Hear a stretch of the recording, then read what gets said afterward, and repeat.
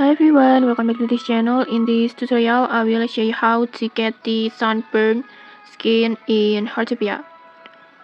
So, in this Call of Wheels event, there is a special weather, the Scorching Heat, and in here at this weather, you can get the special cosmetic, the sunburn skin that looks like this.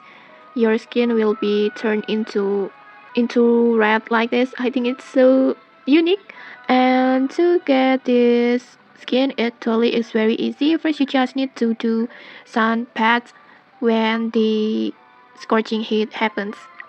So you can check the scorching heat weather at your smartwatch like this, and when you spot this sun wearing glasses icon on your screen, it means this scorching heat will be happens on that day. And in here, the scorching heat will be happens at the Wednesday, Thursday, and Saturday. So don't miss it.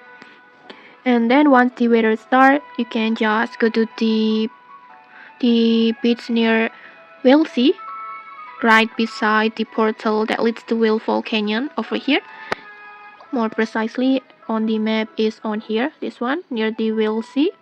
And then after that, just go to this area. There it will appear the umbrella icon like this, and then next just tap on it, and then just do the sunbath for 1 minute until the activity is complete.